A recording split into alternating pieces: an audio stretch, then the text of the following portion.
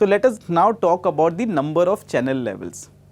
Basically, we need to know the number of levels in a channel. Can we supply directly? Some products can be supplied directly. We'll talk about this. So here we will explore the concept of channel levels within distribution channels and how they impact the design and complexity of getting products and services to customers. Companies have the flexibility to structure their distribution channels in various ways to ensure products and services reach customers effectively. For example, a company can decide my product will be available only on the online platform, whereas the other company will say, hey, I will not just be available on click, I will also be available in brick, which is called as brick and click model. So each layer of marketing intermediaries that contributes to bringing a product closer to its final buyer constitutes a channel level. Basically, it says that one particular player in the whole channel is one intermediary. So both producers and consumers play a role in every channel, contributing to its functioning. So let us talk about number of intermediary levels and the overall length of a channel. So number of intermediary levels in a distribution channel indicates its length. It means how many players are there. Now I am sure with a basic common sense we all can understand, if we reduce the number of levels, it will benefit the customer because there will be lesser margin.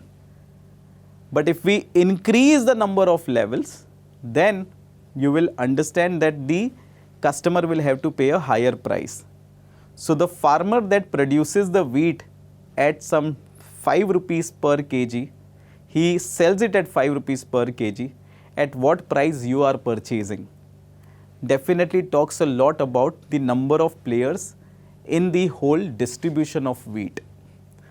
So let us talk about the levels through the example. I am sure you can see this image which illustrates consumer and business channels of different lengths. So let us first focus on consumer channels. Various consumer distribution channels are depicted in this image. Channel 1 in consumer channels, known as the direct marketing channel. They lack any intermediary levels as the company sells directly to consumers. So at times you would have seen in a local village, the farmer grows the crop behind his house, grows the vegetables behind his house. So the farmer picks up the vegetables from the farm and sells it outside. So what is happening? From the farm, it is going directly to the fork. So that is where there is no intermediary involved. But if you have a massive land, you cannot generate that demand in the local village. You will need to transport it to the other parts of the country. So that is where the first level can be understood. In second level, there is a producer gives it to retailer and retailer gives it to consumer. So when you go and make a purchase of your mobile phone from Chroma, do you think so Chroma has gone to some retailer or some wholesaler to purchase that product? No.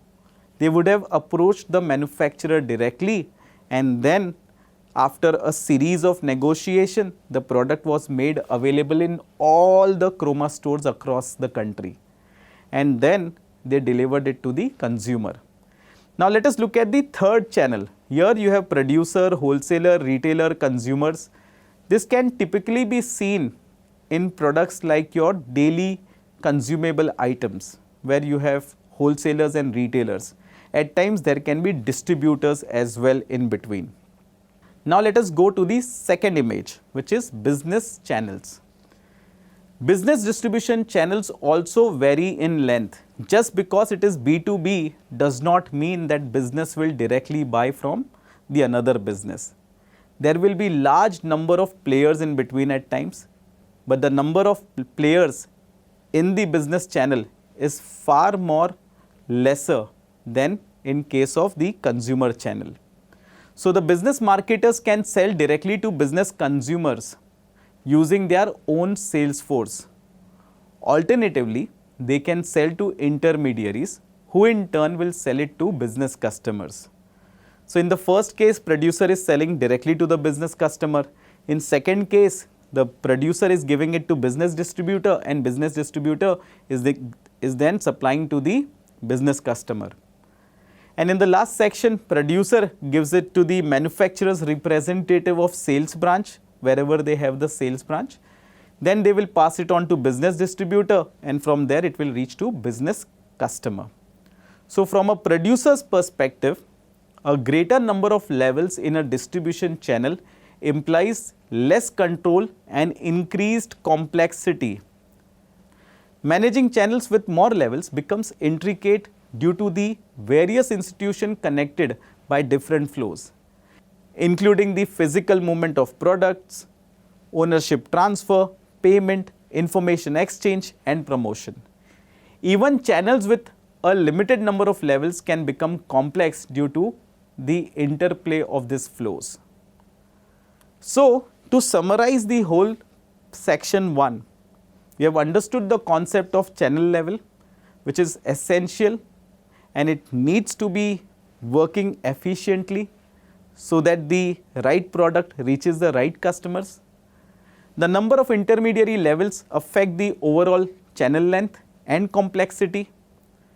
Now in the next section, we are going to talk in more detail about the channel intermediaries and the various conflicts and the various ways through which you will motivate them.